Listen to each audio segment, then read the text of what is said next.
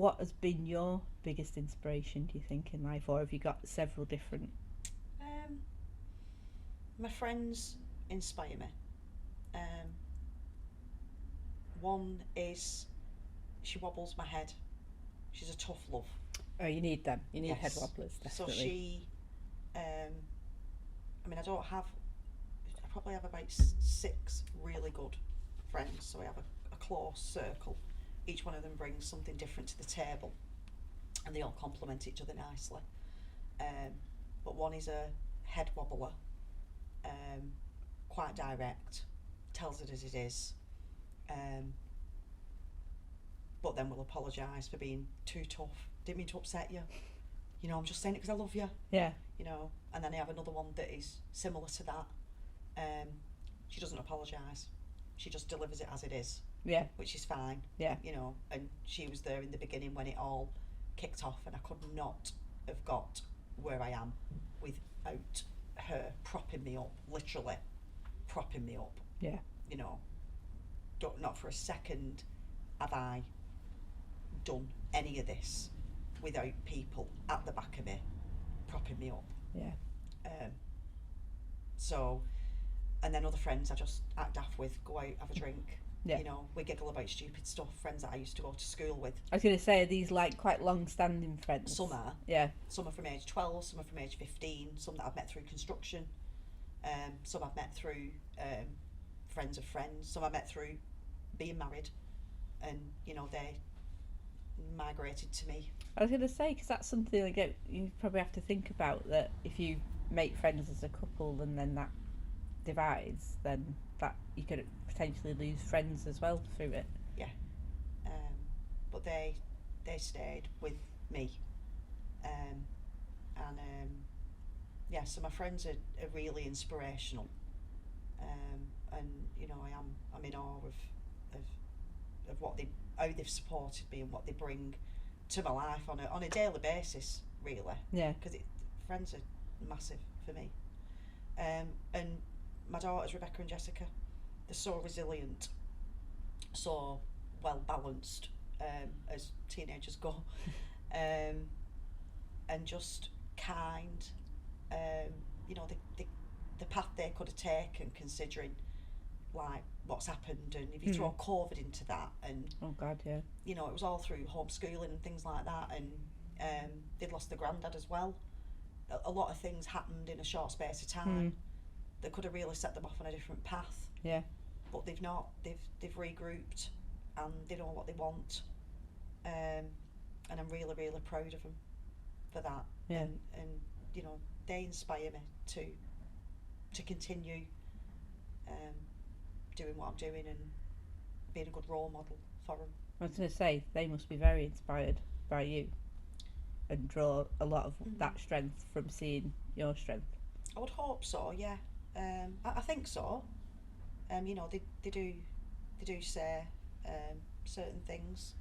And Jessica had to do a thing at school a few months ago about who your role model is, and she picked me and read out what she wrote about me. Yeah. Which I was like, oh my god. Wow, that must have been you really see that nice. in me, do you, Jessica? Yeah. No, it's quite seeing your child's perspective on you. Yeah. That she's then relaying back to school is it's a bit of an eye opener. Well, really. yeah, it's not really know what really. they think of you, do you? You don't know what they're thinking, because to your face they're like, Yeah. oh, you're not cool, or I Yeah. don't really think much about you. Yeah. But actually, when to hear it like that must have been quite a moment, it's really. nice, yeah. Yeah. Yeah. So I've imparted wisdom on them. That's not a bad thing. Whatever that looks like. Yeah. Yeah. So, in terms of inspiring others, then obviously, telling this story is gonna inspire a lot of other people. I hope so. One of the reasons why I wanted to push for the prosecution so much, because it was a long road. It was 2 years from start to finish. It was a long journey, and there were times when I was advised, it might not go your way. If CPS decide they're not going to charge, the threshold for prosecution is really high. You've got a strong case, but they may decide you need to brace yourself. It's not nailed on that they might decide to prosecute. So it is a long road.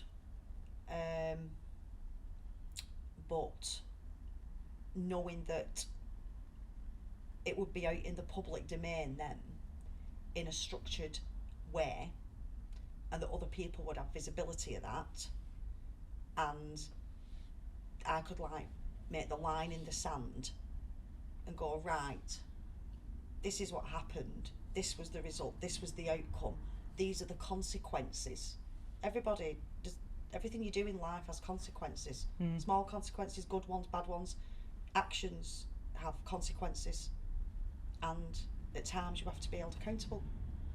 And I wanted other people to see that there is a way, and that you don't have to live like that. So to raise awareness and get it out in the open was one of my key drivers for doing it as well. It wasn't just for me. No. It wasn't so I could just go, look what I got. It was like, listen, you could do this, and you know, and it isn't always like, it's not about taking it from the A to B. Sometimes it's just enough to have the awareness and go, right, I'm going to leave. They may not decide to go to the police. They may not decide to prosecute. They may just raise their awareness and educate themselves enough to go, today I'm going to leave. Yeah. And they go, and that might be enough. And they stick to that. And they stick to it. Yeah. That's fine. Yeah. It's not always about going full circle. No, it's like that. It's the threshold, isn't it? Really, of. And everybody's is different. Yeah. Depends when you reach your limit. Yeah. So. And from talking to you before, you have actually inspired other people to make that choice. Yeah. And leave. Yeah, there are other people who've approached me.